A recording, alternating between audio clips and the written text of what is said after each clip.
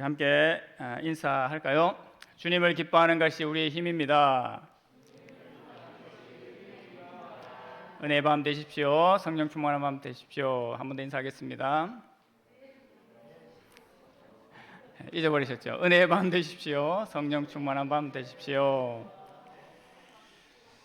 네, 날씨가 확실히 많이 쌀쌀해졌다는 걸 느낍니다. 제가 어떻게 느끼냐면 수요 저녁 예배 끝나고 이게 집에를 다 가지 않습니까? 저도 이제 끝나고 정리를 하고 이렇게 이제 교회 마당에 나가면 보통 계시거든요. 성도님들이 계시고 안 가시고 335 얘기하시고 계시는데 한 지난주부터 제가 그래도 빨리 정리를 하고 나간다고 나갔는데 아무도 안 계시더라고요.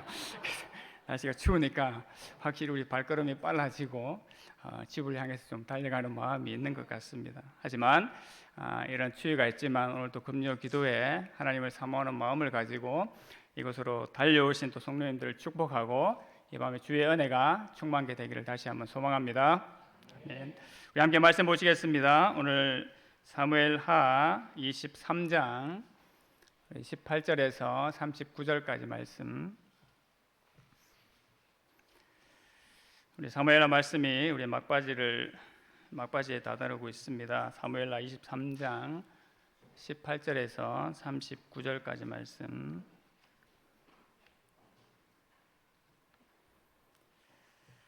오늘 한 절씩 교독하겠습니다. 우리 친구들도 읽어볼 때 오늘 사람 이름이 많이 나오거든요. 혹시 아는 사람 이름 있는지 잘 찾아보면서 우리 같이 읽었으면 좋겠습니다. 18절 제가 먼저 읽겠습니다.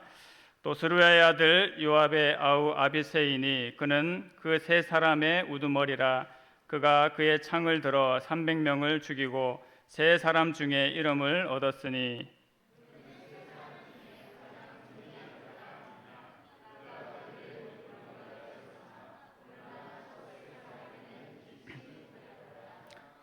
또 갑셀 용사의 손자 요야다의 아들 분하야이니 그는 용맹스러운 일을 행한 자라. 일찍이 모압 아리엘의 아들 둘을 죽였고 또 눈이 올 때에 구덩이에 내려가서 사자 한 마리를 쳐 죽였으며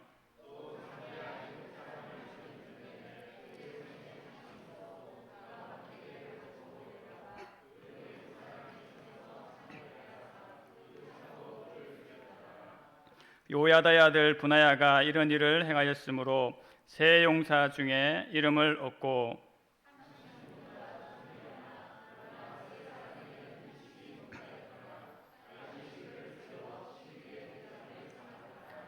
요압의 아우 아사엘은 30명 중에 하나요. 또 베들레헴 도도의 아들 엘하난과 발디 사람 헬레스와 두고아 사람 이케스의 아들 이라와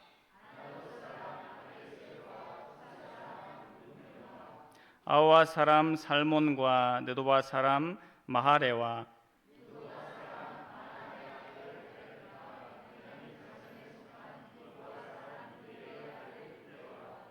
비라돈 사람 분하야와 가스 시내가에 사는 hit대와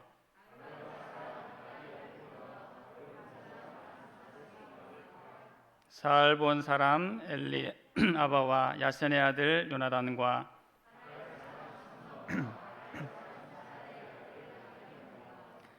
마아가 사람의 손자 아이스베의 아들 엘리벨렉과 길로 사람 아이도벨의 아들 엘리암과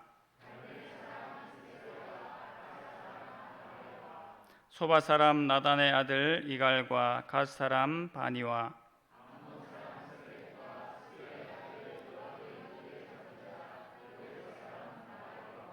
이델 사람 이라와 이델 사람 가렙과 헷 사람 우리아라. 이상 총수가 37명이었더라. 아멘. 네, 오늘 본문의 말씀을 가지고 다윗의 용사들이라는 제목으로 함께 말씀 받고자 합니다. 어려운 이름들이 많은데 잘 읽으시네요. 우리 친구들도 아는 사람 이름 있었나요? 우리 손도 드네. 누구? 네, 우리 이제 주일학교 공부하고 하다 보면서 또 나오는 이름들이 있었죠. 또 큐티 말씀을 보면서 나온 이름들이 있는데 오늘 그 많은 이름들이 오늘 본문을 통해서 이렇게 등장을 하고 있습니다.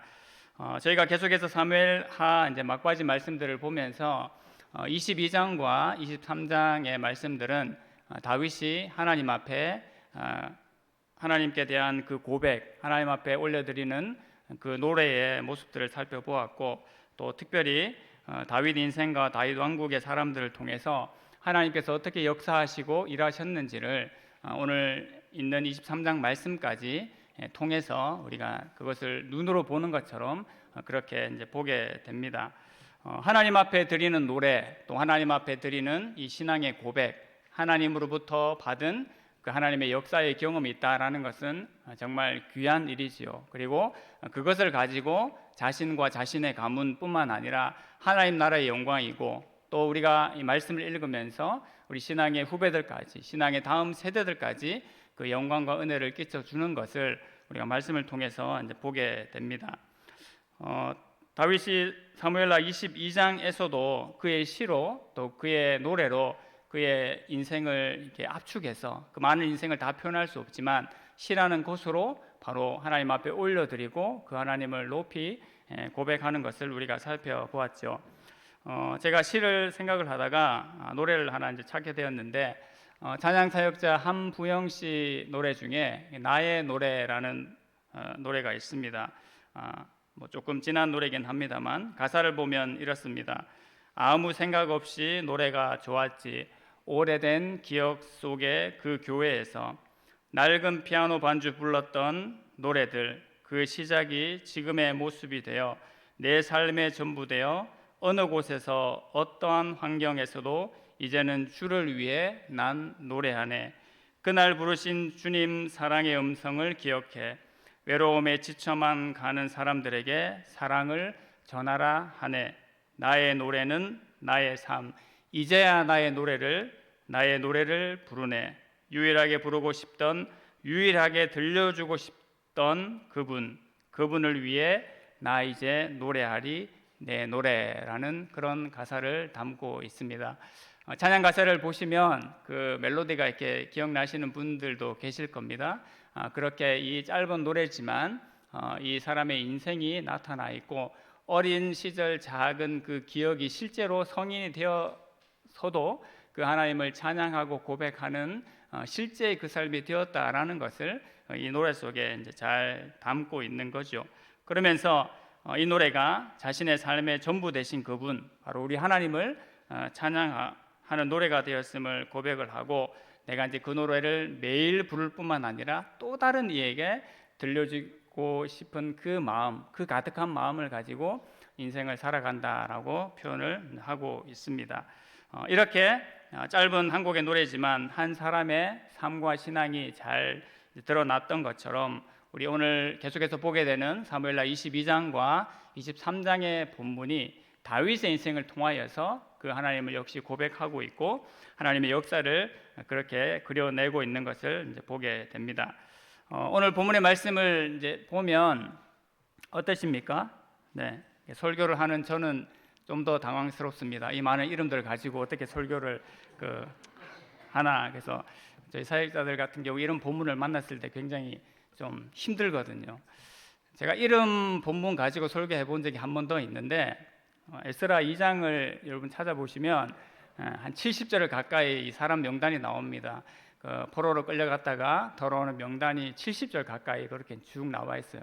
그거 가지고 설교하라니까 좀 되게 당황스럽더라고요. 근데 그 속에도 하나님의 영광과 은혜가 얼마나 잘 나타나고 있는지를 이렇게 단락별로 또 나누어 보면 이제 그런 은혜가 있었습니다. 오늘 사무엘하 23장도 저희가 이제 뒷부분을 읽었습니다만 오늘 아침 묵상과 더불어서 전체 단락을 보면 좀 더 이해가 쉽고 또 은혜가 되실 것 같습니다. 표를 한번 먼저 보시겠습니까? 1절부터 39절까지가 다윗의 23장의 이제 내용인데요. 제일 첫 단락에 이제 하나님께서 다윗의 집을 세워 주신 것에 대한 다윗의 고백, 하나님의 은혜가 얼마나 큰지를 이야기를 해주고 있습니다. 그리고 나머지 8절부터 마지막 39절까지 다윗과 함께했던 다윗의 용사들을 쭉 이제 얘기를 하고 있습니다. 그래서 그냥 이제 막 이게 나열한 것이 아니라 나름대로 이제 구분이 있는 거죠. 그래서 처음 8절부터 12절까지는 다윗의 용사들 중에서도 제일 첫째가는 이 세 용사를 다루고 있죠. 아침 묵상 때 봤던 말씀이죠. 그래서 요셉, 바세벳, 그다음 엘르아살, 삼마라는 이 세 명의 중요한 인물이 제일 먼저 나옵니다. 요셉, 바세벳은 어떤 인물이었습니까? 800명을 한 번에 제압하는 그런 놀라운 힘을 가졌던 용사지요.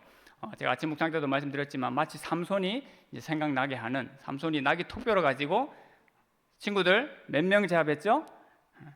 1000명. 이 요셉 바세바보다 더 대단한 장수가 바로 삼손이었죠. 그 자가 바로 요셉 바세바이었습니다. 엘르아살은 얼마나 열심히 싸웠는지 이 전세가 이제 역전돼서 이스라엘 쪽에 불리한 상황이 되었음에도 불구하고 오히려 그것을 역전시켜내는 그런 용사였습니다. 그러면서 싸울 때에 어떻게 해요? 칼이 손에 붙었다고. 손이 칼에 붙었는지 칼이 손에 붙었는지 그럴 정도로 열심히 싸운 대단한 용사였음을 얘기를 해주고 있습니다. 그리고 삼마는 역시 역전의 용사들인데 그 녹도나무 밭 가운데서 이스라엘 사람들이 다 도망가는데도 불구하고 혼자 그 길목을 지켜내서 이기고 오히려 역시 싸움을 역전시키는 그런 대단한 용사였음을 얘기를 해주고 있습니다. 그리고 13절부터 23절까지가 그 다음 두 번째로 가는 세 용사를 다시금 얘기를 하고 있습니다. 근데 이 세 용사는 한 사람 한 사람을 먼저 이야기하기 이전에 이 세 명이서 같이 한 일이 대단한 일이 있었죠. 그게 바로 베들레헴 성문 곁에 우물물을 떠오는, 저희가 잘 아시는 그 예화 아시죠? 그 사건을 이 세 용사가 행했기 때문에 그 사건을 먼저 언급을 하고 그 뒤에 한 명 한 명이 어떻게 행했는지를 그렇게 설명을 이제 해주고 있습니다. 예를 들어 여기 교회에서 우리 고구마 밭을 가려고 그러면 웬만하면 여러분 그 안심역 대로를 다 지나서 이제 가야 되잖아요. 각산역 쪽으로 가든 반야월역 쪽으로 가든지 그 대로를 통과하지 않고는 우리 고구마 밭을 이제 갈 수가 없는데 다윗이 딱 그런 형국 가운데 있었던 것 같아요. 그 당시에 아둘람 굴에 있었던 곳으로 그렇게 이제 추정을 하는데 나의 고향 베들레헴 그 곁에 가면 정말 그 우물물, 정겨운 우물물, 그리고 그 물을 마실 때마다 얼마나 기분이 상쾌하고 좋았는데 이제 그 물을 마음대로 먹을 수도 없구나. 누가 그 물을 좀 떠서 나한테 갖다 주면 좋겠다. 그런 아마 혼잣말로 그렇게 하지 않았을까 싶어요. 그런데 그 말을 이 흘려들은 부하 중에 이 용맹한 세 사람이 마치 다윗 왕이 그것을 시키기라도 한 듯이, 명령이라도 한 듯이 그것을 수행을 해내죠. 안심역을 돌파해서 그 블레셋 진영을 돌파해서 거기 가서 물을 떠가지고 옵니다. 다윗이 얼마나 감격했겠습니까? 그래서 그걸 마시질 못하죠, 여러분. 이 군인 영화들 같은 것도 보면 물이 없어서 이게 수통 다 돌리죠. 돌리면 나중에 수통에 물이 그대로 있어요. 왜요? 감히 전우가 못 마시는데 내가 마실 수 없다라고 해서 먹는 척만 하고 이렇게 다 돌려서 물이 이제 남겨서 돌아져 오는데 그것과도 더한 상황이, 이것은 내가 먹을 수 없는 물이다. 하나님, 다시는 절대로 나를 위해서 이런 일을 시키지 않겠습니다라고 다윗이 고백할 만큼 그런 대단한 세 용사의 일이 이제 벌어지게 되죠. 그 사건을 먼저 기록을 하고 있습니다. 그리고 아비새와 브나야와 이름이 밝혀지지 않은 익명의 한 용사가 이제 나타나죠. 헌금도 우리가 가끔 이름 써서 내지만 무명으로 드릴 때가 있죠. 대단한 용사지만 굳이 그 이름을 밝히고 싶지 않았던 사람이 있었던 것 같습니다. 그렇게 세 용사가 등장하게 되고, 그리고 마지막 단락이 24절부터 39절까지 아사헬을 선도로부터 제일 마지막 우리아까지 30인의 용사가 그렇게 등장을 하게 됩니다. 그래서 이 구조로 보시면 사무엘 23장 말씀이 좀 더 잘 이해가 되실 것 같습니다. 그런데 이런 본문을 보시면 이렇게 또 정확하신 분들은 이렇게 세려 보시는 분들이 있으세요. 그죠? 39절에 보면 햇사람 우리아라 이상 총수가 37명이었더라라고 이제 되어 있습니다. 그래서 진짜 37명인가 한번 이제 세어봐야죠. 저도 그래서 세어봤습니다. 네. 이게 지방인지 이름인지 헷갈려가지고 제가 이제 이 색연필을 들고 사람 이름을 하나하나 맞게끔 맞나 확인을 하면서 이제 확인을 이제 해봤어요. 봤더니 24절부터 39절까지 나오는 그 명수는 몇 명이냐 하면 31명이 됩니다. 그래서 근데 31명인데 이게 이제 우리가 쉽게 부르기 위해서 다윗의 30명의 용사들이다라고 그렇게 얘기를 했던 것 같아요. 굳이 뭐 31명의 용사들이다라고 해도 틀린 것은 아닙니다. 그렇게 되고 그런데 왜 37명이냐? 앞에서 설명을 했던 첫 번째 가는 세 용사, 그리고 그 다음 가는 세 용사 있었죠. 익명의 그 용사까지 합쳐서. 그래서 그 6명을 합치게 되면 31에 6명이 더해져서 총 이 다윗의 용사들 명단에 37명이 등장을 그렇게 하게 되죠. 성경은 이처럼 정확합니다. 대충 말하는 것이 아니라 정확하게 그렇게 얘기하고 있음을 이제 보게 되죠. 오늘 이 말씀들을 통해서 몇 가지를 좀 더 생각을 했으면 좋겠는데요. 첫 번째로 이 용사들의 이름을 보면서 우리는 바로 이 용사들이 실존한 이름의 역사적인 인물들임을 우리가 분명히 생각을 해보게 됩니다. 아주 자세하게 기록이 되어 있죠. 한 사람 한 사람이 그 대단한 하나님의 역사를 일으켰던 사람이 어떤 일을 이제 일으켰는지, 그리고 어디 지역 사람이고 어떤 출신의 사람인지까지 자세하게 그렇게 기록이 되고 있습니다. 그래서 이것은 다윗 왕만 하나님 앞에 부름을 받아서 하나님 나라를 위하여서 살아갔던 사람이 아니라 다윗 왕과 함께 했던 실제로 역사에 존재했던 인물로서 함께 그 하나님의 나라를 도와가고 이렇게 세웠던 장본인들로서의 이름으로 그렇게 나타나 있는 거죠. 그 이름들이 허구가 아닙니다. 그 이름들이 그냥 이렇게 거짓말로 나타나 있는 것이 아니라는 거죠.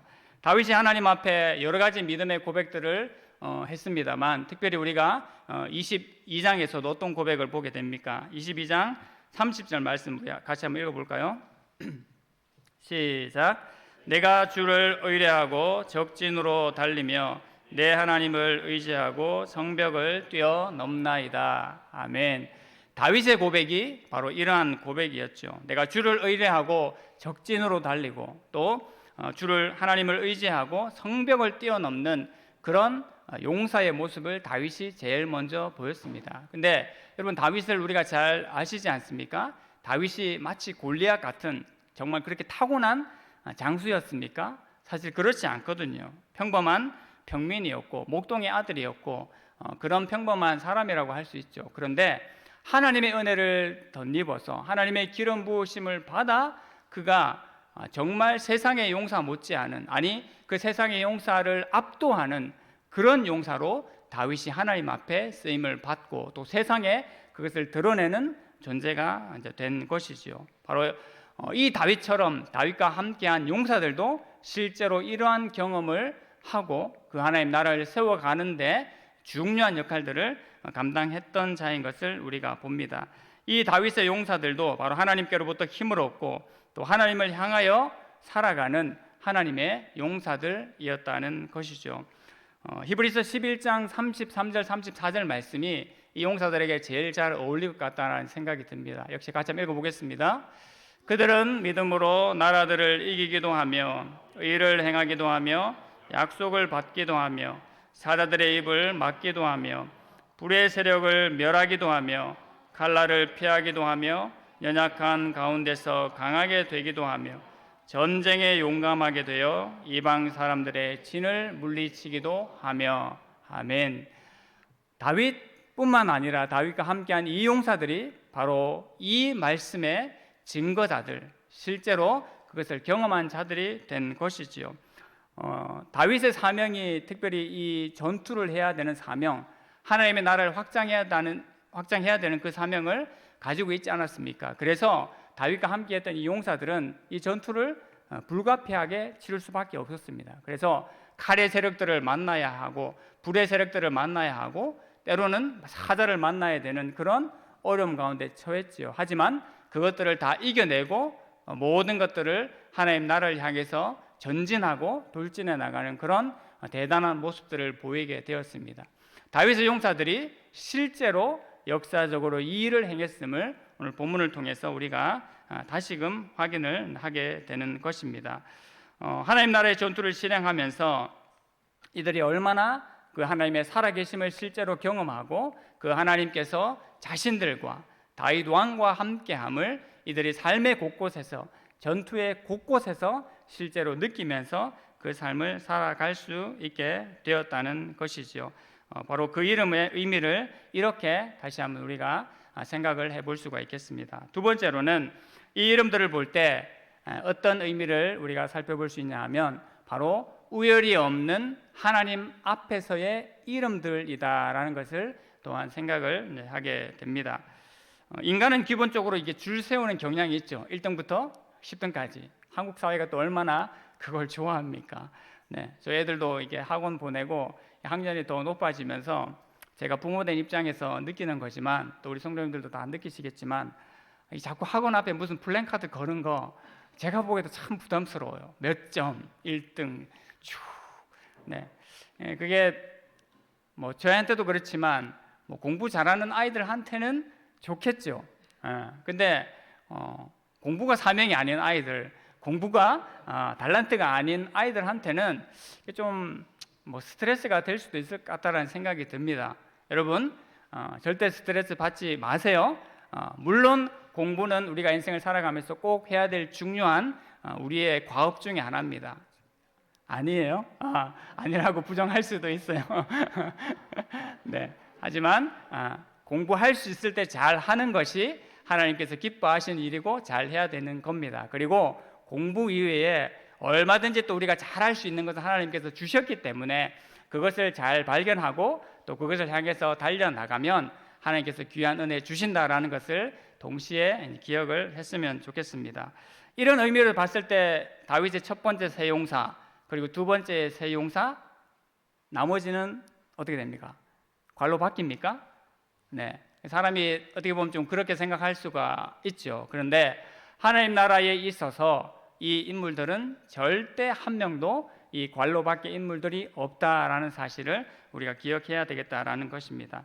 하나님 나라에 있는 이 하나님 나라의 용사들, 또 우리가 하나님 앞에 부름받은 우리의 이 이름들은 어떤 이름들입니까? 결단코 하나님 앞에서 우열이 없는 존귀하고 고귀하고 가장 아름다운 이름이다라는 것을 우리가 기억해야 될 줄로 믿습니다. 세상은 줄 세우기를 좋아하죠. 세상은 그 관로 안에 든 자들만 좋아하는 게 세상입니다. 하지만 우리 어린 친구들도 그렇게 생각하지 마십시오. 세상은 그렇게 구분을 짓고 관로 안에 있는 사람들만 주목하여 본다고 하지만 우리 하나님께서는 그러한 분이 아니십니다. 왜요? 하나님께서 우리를 지으셨고 혹여나 세상에서 관로 밖의 인물이라고 할지라도 우리는 하나님 앞에서 그런 존재가 아니다라는 것을, 내가 하나님 앞에 가장 존귀하고 가장 귀하고 가장 영광스러운 존재다라는 것을 날마다 기억하면서 살아가는 그런 존재들이 되기를 바랍니다. 우리 친구들도 그렇게 되길 바랍니다. 아멘. 네. 그런 은혜가 이 본문 가운데 있다라는 것을 우리가 잘 생각을 해야 되겠습니다. 우리가 첫 번째 가는 용사, 두 번째 가는 용사, 또 30인의 용사 그렇게 이제 나누어 볼 수 있기는 합니다만 그것은 어떤 우열의 차이가 아니라고 했죠. 그것은 하나님의 일을 뭐 좀 더 감당하느냐 아니면 덜 감당하느냐 그 차이일 뿐입니다. 여러분, 앞서 싸우는 사람들이 있으면 뒤에서 싸우는 사람들도 있죠. 앞서 싸우는 사람들이 있으니까 그 나머지 사람들이 덜 힘든 거예요. 그렇게 생각을 해야 되는 겁니다. 다 앞서 싸우는 사람들만 있으면 뒷일은 누가 처리합니까? 절대 그렇지 않거든요. 앞서 싸운 사람들이 있기 때문에 뒤에서 일들을 처리하고 전투의 마무리를 하는 사람들도 있는 겁니다. 그러하기 때문에 앞에 선 자라고 해서 뒤에서 수고하는 자들을 절대 무시해서도 안 되며 뒤에 있는 자라고 해서 앞에 선 사람들에 대해서 열등감을 가질 필요도 없습니다. 이것이 교회 안에서 성도들이 가져야 될 마음인 줄로 압니다. 하나님께서 달란트를 많이 주셔서 많은 일들을 감당케 하셨습니까? 그러면 감사하고 겸손한 마음으로 그 일을 더욱 잘 섬기시고 행여나 나의 능력이 그것에 못 미친다라면 그것에 대하여서 열등감을 가질 것이 아니라 저분이 계셔서 저러한 하나님의 사람이 있어서 우리가 더 풍성하구나, 또 우리가 짐을 덜고 기쁘고 감사하게 하나님의 은혜를 누리는구나 라고 생각을 해야 되는 것이 마땅하겠죠. 그래서 우리가 이 공동체 안에서, 하나님의 나라 안에서 이 용사들의 이름은 우열의 구분이 없이 다 같이 존귀한 이름이다라는 것을 다시 한번 생각을 하게 되죠. 여러분, 우리가 사회적으로도 생각을 해봤을 때 탑 리더들만 있으면 이 조직이 잘 돌아갑니까? 그렇지 않죠. 중간 리더들 그리고 하위 리더들까지 잘 운영이 되어야지만 이 조직이라는 것이 잘 돌아갑니다. 여러분, 가장 흔하게 군대에서 이 중간 관리자들, 초급 장교들, 초급 부사관들을 잘 세우기 위해서 얼마나 노력하는지 아십니까? 여러분, 그 야전 사령관의 전투의 방법, 전투가 어떤 식으로 진행이 될지를 이 야전 사령관의 머릿속에 있는 것을 각 이 예하에 있는 병사들에게까지 다 잘 전달이 되기 위해서는 유능한 중간 지휘관들이, 또 유능한 이 하급 지휘관들이 있어야지만 그것이 진행이 되는 것이죠. 탑 리더만 똑똑하고 잘한다고 해서 일이 되어지지 않는 것을 우리가 잘 알지 않습니까? 지금 우크라이나 전쟁도 여러분 잘 보시지 않습니까? 그 러시아에 뭐 여러 가지 장비들 좋은 것들 많이 있지만 이게 명이 서지 않으니까, 명령이 먹히지 않으니까 실제로 전투가 잘 수행되지 않는 것을 보죠. 오히려 명분이 있고 전투에 대한 의지가 있는 또 우크라이나군이 다르게 작용하는 것을 이제 보게 됩니다. 정체적인 이유를 떠나서 이렇게 이 사람이 살아가면서 한 조직도 중간 리더와 그 밑에 리더들이 얼마나 중요한 역할을 한다라는 것을 또한 우리가 생각을 해보게 되죠. 그래서 교회도 마찬가지입니다. 하나님께서 우리에게 탑 리더들을 세우셨을 뿐만 아니라 중간중간에 작은 성김들을 통해서 이 교회가 하나님 앞에 더 온전함으로 세워져 갈 수 있도록 하나님께서 구성하셨고 또 그렇게 세워가신다라는 것을 잘 기억을 했으면 좋겠습니다. 우리 각자의 부르심과 은사에 역시 우열이 없다라는 것을 잘 기억을 했으면 좋겠습니다. 에베소서 4장 11절에서 13절 말씀까지도 이렇게 이야기를 하고 있죠. 그가 혹은 사도로, 혹은 선지자로, 혹은 복음 전하는 자로, 혹은 목사와 교사로 주셨으니, 같이 읽겠습니다. 이는 성도를 온전하게 하며 봉사의 일을 하게 하며 그리스도의 몸을 세우게 하려 하심이라. 우리가 다 하나님의 아들을 믿는 것과 아는 일에 하나가 되어 온전한 사람을 이루어 그리스도의 장성한 분량이 충만한 데까지 이르리니. 아멘. 하나님께서 교회에 은사와 사명을 주시면서 이러한 일을 위해서, 이러한 목적을 위해서 세우셨음을 다시금 이야기를 하고 있습니다. 다윗의 용사들의 이름이 우열이 없이 모두가 그 존귀한 이름이 되었던 것처럼 하나님 앞에 부름을 받고 또한 하나님께서 허락하신 은사를 받은 우리들 또한 하나님 앞에 존귀한 존재들, 존귀한 이름이다라는 것을 잘 기억하기를 소망합니다. 그 이름이 이렇게 불려지는 것에 대해서 여러분 얼마나 기쁘고 또 얼마나 이렇게 자랑스러워하는 그런 이름이 되겠습니까? 여러분, 이 이름이 세상에 어디에서 불려지는 것보다도 하나님 나라에서 불려지는 그 이름이 얼마나 자랑스럽고 영광스러운지 다 아시죠? 여러분, 그것을 생각할 때에 그 이름의 의미를 다시금 생각을 해보게 됩니다. 이 30인의 용사들을 좀 더 구체적으로 살펴보면 여기에 이 이제 처음에 세 용사, 그 다음 두 번째 가는 세 용사라는 것들은 개개인의 설명이 있었기 때문에 이제 좀 이해가 더 쉽게 되죠. 근데 이제 30인의 용사들은 일일이 다 언급을 할 수 없었는지 보통 이 출신 지역 이름, 또 출신 뭐 나라 이름 그렇게 이제 묘사가 이제 되고 있는데요. 이제 그 이름을 이제 보면 우리가 이제 그 지역들을 구분을 해볼 수가 있는데요. 24절부터 29절까지 나와 있는 그 용사들은 바로 베들레헴 출신으로, 유다를 중심으로 한 베들레헴 출신으로 볼 수가 있습니다. 24절부터 29절까지는요.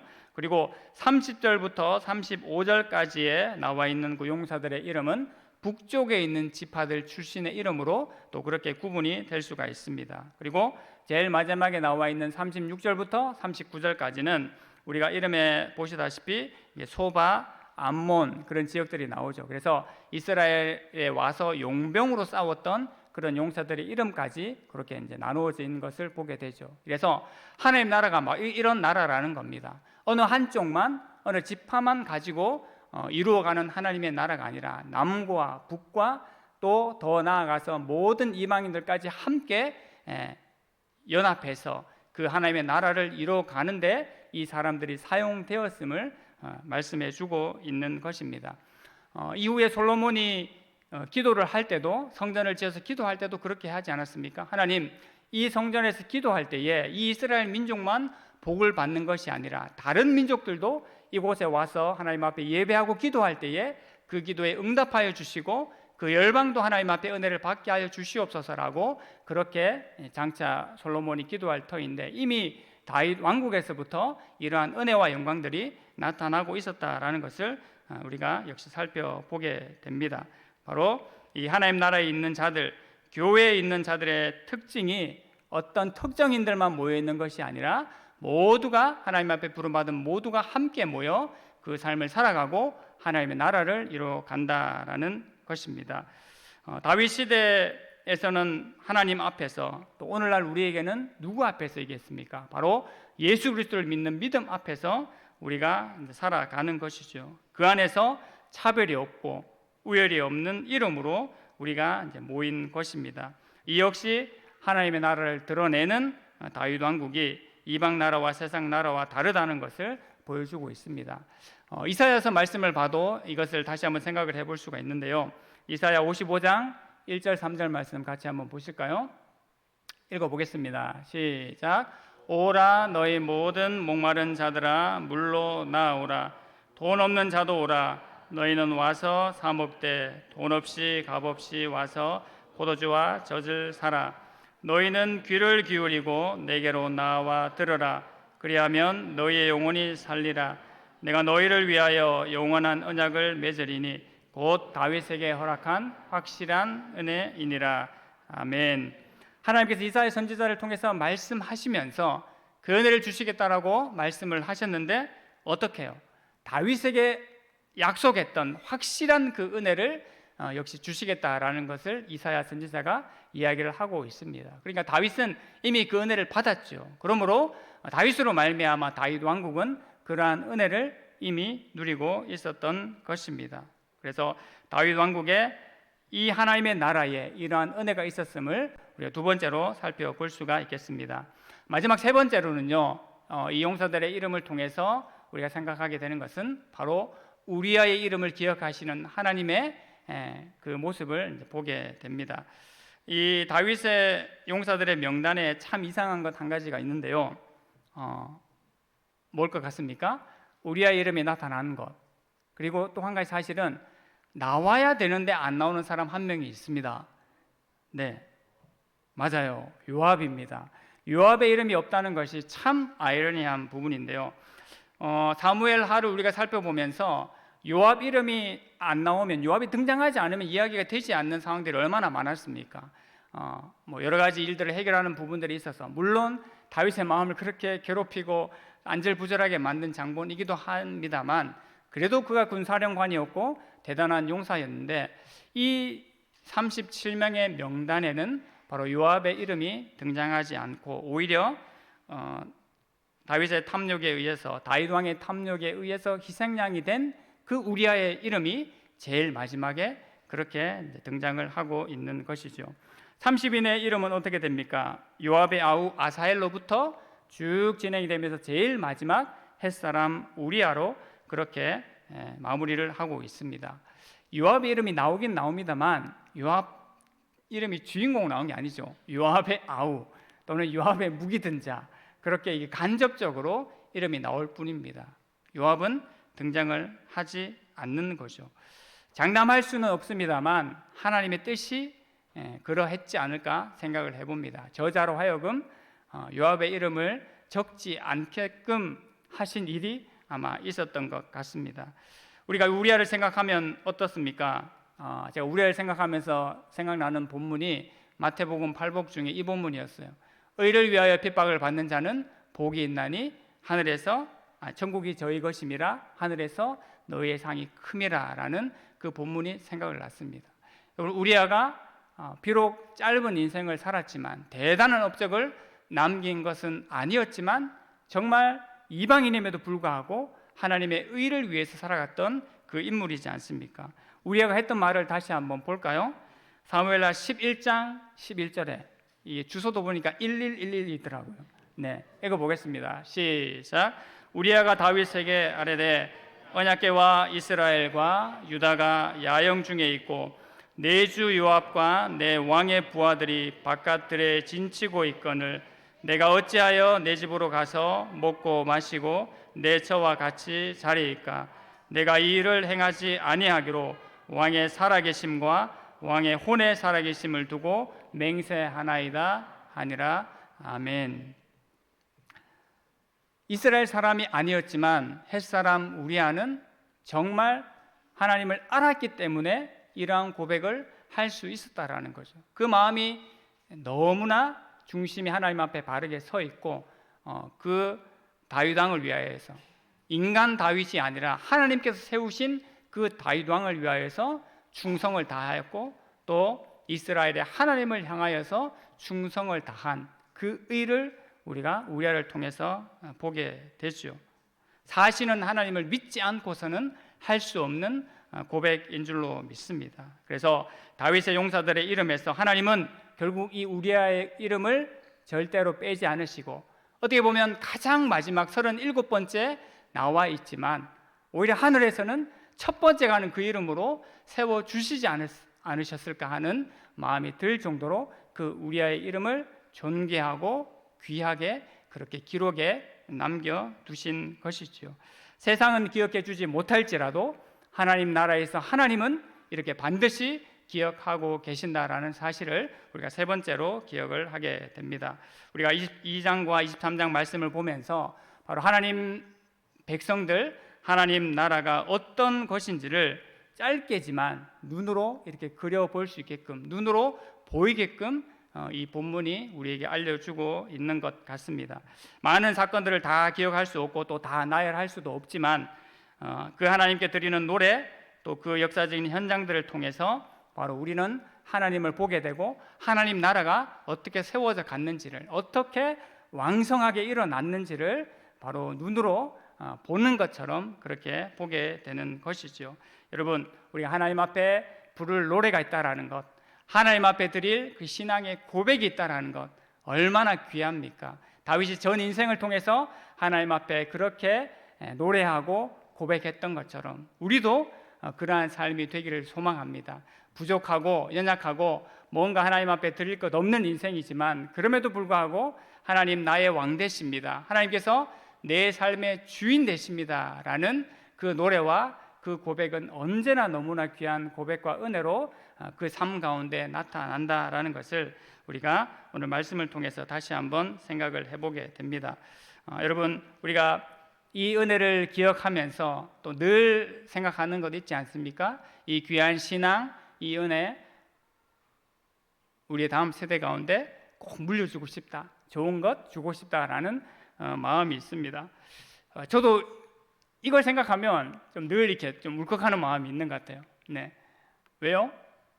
눈에 넣어도 아프지 않은 우리 자녀들이니까요. 그죠? 하나님의 마음이 이제 그런 마음이지 않습니까? 그런데 이것을 위해서 참 고민을 많이 하죠. 어떻게 다음 세대에게 이걸 좀 잘 전해줄 수 있을까? 어떻게 하면 이 은혜를 함께 나눌 수 있을까 고민을 많이 합니다. 여러 가지 방법들이 있겠습니다만 오늘 이 본문을 살펴보면서 우리가 생각하는 한 가지, 제가 생각하는 한 가지는 바로 우리가 하나님과 함께 그 살아갔던 그 삶을 그대로 보여주는 것, 그것이 정말 귀하다라는 생각이 이제 들었습니다. 이 다윗과 다윗의 용사들이 실제로 그 삶을 이제 살아갔다라는 것이 실제적으로 있었던 일이라고 하지 않았습니까? 그래서 그냥 말로만 그런 것이 아니라는 거죠. 실제 전투에 참여하면서 모든 환난들을 겪어가면서 살아계신 하나님을 접하고 살아계신 하나님을 고백했다라는 것입니다. 그래서 우리도 마찬가지인 것 같아요. 어떤 말로도 전해줄 수 없고 어떤 방법으로도 전해줄 수 없는 것 같아요. 그냥 실제로 제가 그 하나님을 날마다 노래하고 그 하나님을 날마다 고백하고 그 하나님과 함께 울고 함께 웃는 삶을 사는 것이 가장 확실하게 보여주는 삶이라고 그렇게 생각이 듭니다. 저도 어린 시절 보내면서 어머님으로부터 귀한 신앙을 받은 것에 지금까지도 참 감사한데요. 뭐 여러 가지 이렇게 사건들, 여러 가지 뭐 이렇게 에피소드들 같은 게 이제 있을 수 있겠지만, 노래, 기도 그러면 꼭 잊지 못할 노래와 기도가 있습니다. 노래는 늘 하나님 새벽기도 갔다 오셔서 이렇게 흥얼거리시면서 부엌에서 부르시던 노래, 또 바깥 일을 하시면서 부르시던 노래. 기도는요, 어린 저였지만 제 손을 꼭 잡고 안아주시면서 기도하던 그 기도가 지금 30년의 세월이 흘렀어도 생생하게 기억이 날 만큼 그렇게 기억이 납니다. 그때 늘 부르시던 노래 중에 이런 노래가 있습니다. 저 멀리 배는 나의 시온성, 오 거룩한 곳 아버지 집, 내 사모하는 집에 가고자 한밤을 세웠네. 저 망망한 바다 위에 이 몸이 상할지라도 오늘은 이곳 내일은 저곳 주 복음 전하리 라는 그 고백이 당시 우리 신앙의 선배들의 고백이었고, 힘든 하루하루의 삶을 살아가면서도 하나님 앞에 고백했던 그 고백의 노래였습니다. 아마 어렴풋이 생각나시는 분들도 있을 것입니다. 복음으로 살았을 뿐만 아니라 복음을 위해 살겠다라는 그런 의지와 그런 노력들이, 애씀들이 우리 어머니로부터, 아버지로부터, 우리 할아버지 할머니로부터 있어 왔지요. 그리고 그 삶을 실제로 살았기 때문에 우리가 그 은혜를 받은 것이 아닐까, 분명히 그렇게 생각을 해봅니다. 오늘 다윗의 그 인생과 다윗의 용사들의 이야기를 통해서 하나님께서 우리에게도 은혜 주셨음을 기억하고, 우리의 다음 세대 가운데도 우리가 그 삶을 진솔하고 진실하게 살아갈 때에 그 은혜를 또한 이어주실 것을 기대하면서, 확신하면서 하나님 앞에 기도하고 또 하나님 앞에 나아가는 시간들 되기를 간절히 소망합니다. 우리 그 하나님의 은혜를 생각하면서 우리 함께 고백하기를 원하는데요. 오직 주의 사랑에 매여 먼저 찬양하고 우리 기도하기를 원합니다.